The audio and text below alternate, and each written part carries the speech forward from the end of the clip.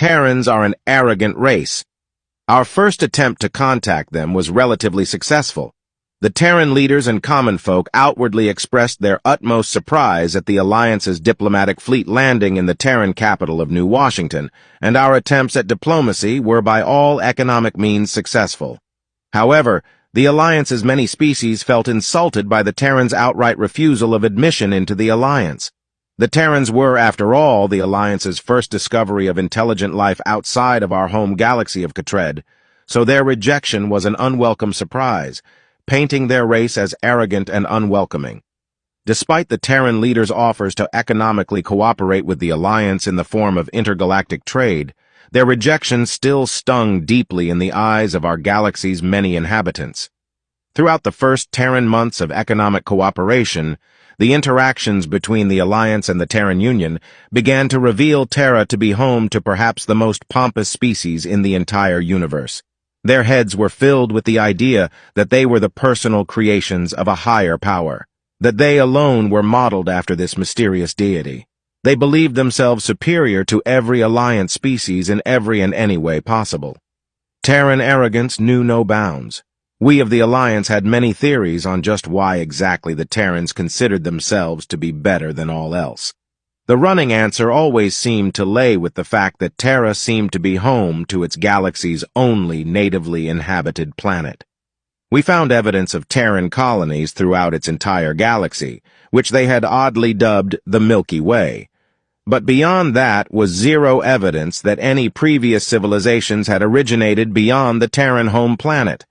Because of this, the Alliance concluded that Terran arrogance stemmed from their many years of solitude in their galaxy. We believed that because they thought of themselves alone for so many millennia, their sense of self-importance had been overinflated to unimaginable proportions. We were wrong. Terran colonies were littered throughout the Milky Way, and due to Terra's own placement within its galaxy, the Alliance was able to supply these colonies with necessary materials more efficiently than Terra herself. Supply drops to these colonies became a common routine for the Alliance and allowed us to further explore the Milky Way.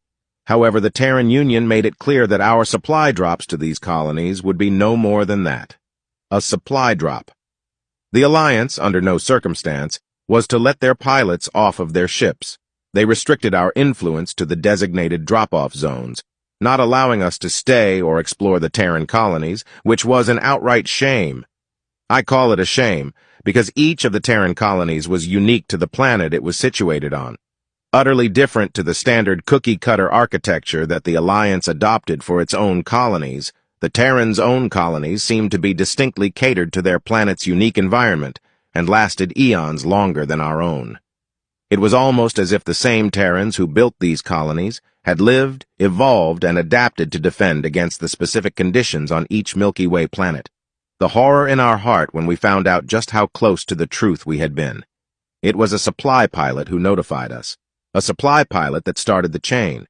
The Clutrid pilot had scheduled a weekly Alliance supply drop at the Terran colony on the planet of Acheron. What should have been a standard drop-off turned into a long string of delays, as the transport vessel needed repairs due to a small asteroid belt strike. The Clutrid was advised by the Terran to stay overnight in his ship due to the number of repairs the transport vessel required. In what he described as simply natural curiosity, the Clutrid pilot, unbeknownst to any of the Terran colonists, decided to exit his supply ship and explore the colony. An excerpt from his official statement can be read below. I used a shawl to hide. It was really just an impulse, I mean. Any other day I wouldn't have done it. I'm a Clutrid. Everyone knows we look identical to humans besides our hair, so I thought I could pull it off. I wouldn't have gone if I knew what I'd hear there. This Terran, he was on something and started talking to me. I couldn't exactly understand him, since my basic Terran is only passable at moments. And he was slurring his words, but he told me something the Terrans haven't told us themselves. This Terran started bragging to me about the colony. At first it was normal. The usual Terran crap about species superiority and how they were chosen for this mission.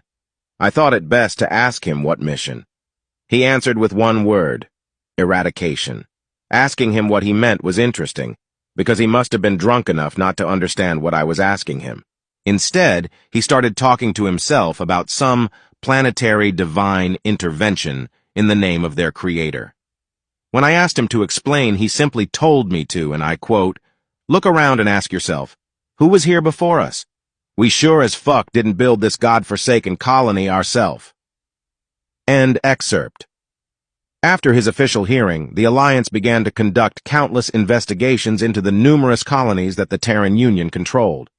Following in the Clutrid's footsteps, the Alliance began to periodically send intentionally damaged ships to the supply drops, forcing the Terran colonies keep the Alliance supply vessels docked longer in order to repair them.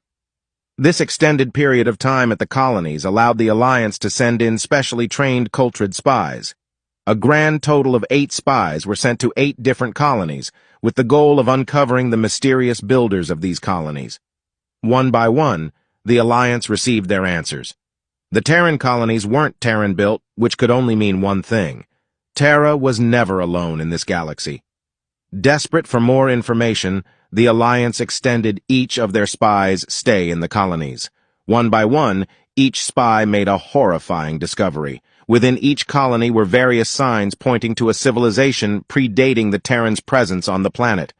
Whether it was a distinct architectural design, uncovered artwork long buried in the ground, or lost literature found again, each spy uncovered evidence of a prior species residing on the planet. With each piece of evidence found, the Alliance began to piece together a common factor found on all 8 planets: a depiction of gods raining fire from the sky.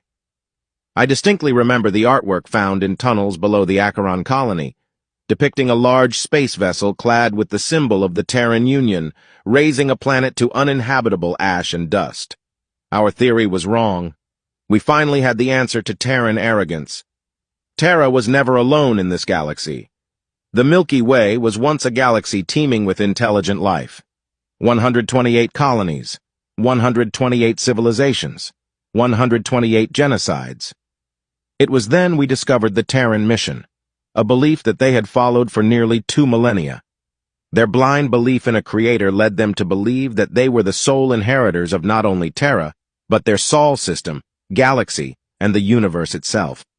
This religious fervor led to an arrogance so high that their only option was to destroy and colonize entire planetary civilizations in the name of a divine mission. The remnants of this Terran crusade can be seen all over the Milky Way. The oxidized crust of Mars, which was the outcome of a Terran weapons test. The Jovian moon of Europa, once an ocean teeming with life, was now a frozen wasteland due to Terran interference. The fortifications of Acheron, once a vast and influential civilization, reduced to a simple trading colony. Terra is a war machine, the likes of which the Alliance has never come across before.